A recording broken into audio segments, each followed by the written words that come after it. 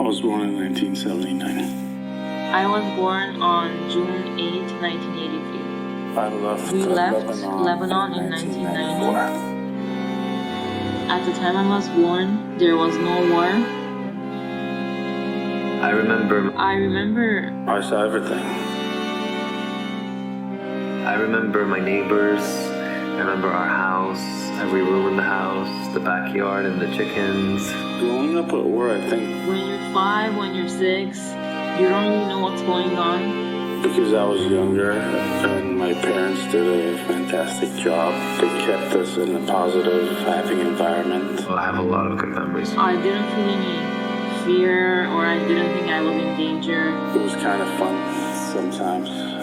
We didn't have to go to school. I would think that that's our life. You're a kid.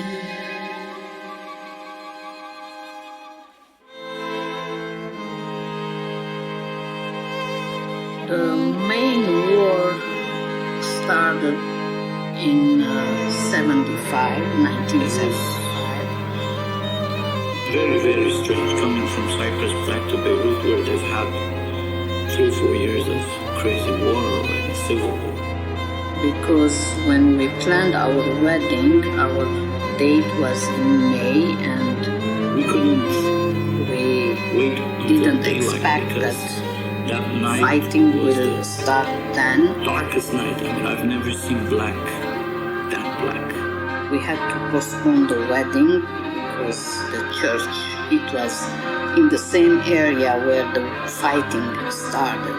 All the lights were off and everything. Apparently, there was a ceasefire, but we couldn't sleep, me and my two older In brothers, because we 76, could hear I gunfire, had rockets zooming by. my first child, your brother, and during the pregnancy we had the same thing, on and off, the fighting.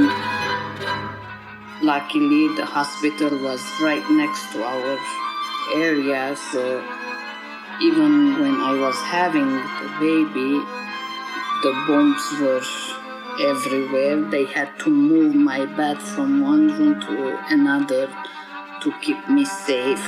Of course, there were other people too. But after I had the baby, I had to go home to feel safer, to be with my family.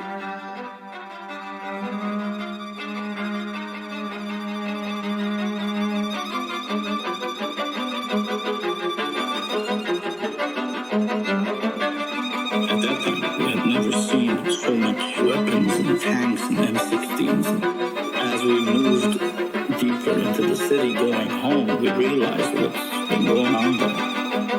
All the buildings destroyed, and then we started hearing stories about how People, they continued their normal life, but any day, any small reason can start the fighting again, and that's what We happened. usually got On and that. off. We used to go down to the basement, like basically the And whole there building used to is go the down. bombs going on. Everybody with kids, older people, everybody has to go down. Everybody is in the basement, so the bomb came from the parking side through that open window. And he's a tall guy, and he was standing and keeping everybody quiet and calm. Kids, they cry, and it's a chaos. They know, the kids are scared, they cry. He was trying to calm everybody. And what happened is when the bomb came from that side, he was the only one who was standing on his feet. So the bomb came from that opening and right to his both legs. That's how he lost his both legs.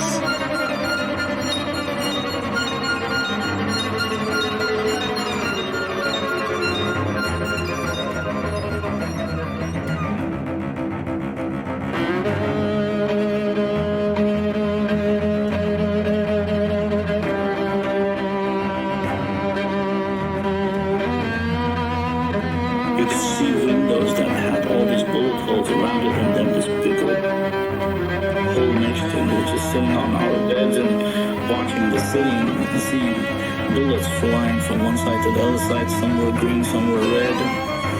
We were like, wow, this can't be a war. This is like almost Christmas, fireworks or something. But it wasn't. The most interesting part was when we were going to sleep, actually, when they would fire their tanks and whatnot.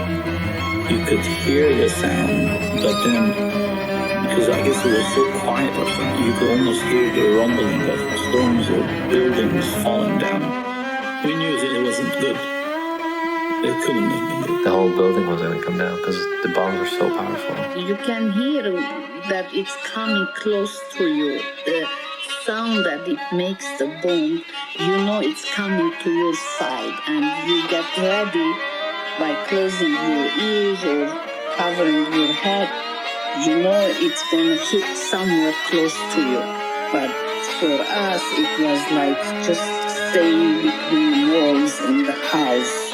A bomb goes off, and the shockwave from these bombs rush through me. I open my eyes and I just see the room swaying like a wave. I see the air in the room waves in and out. You know it's going and it's gonna hit, and as soon as it hits, you can hear the sound.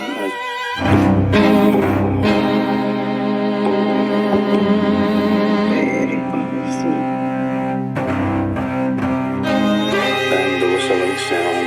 I can hear it. For example, it's like hearing very loud thunderstorms. You just see something like this just passing. That's the through. memory I have of the bombs. If it's at night, you can feel the fire, the light coming out of the room.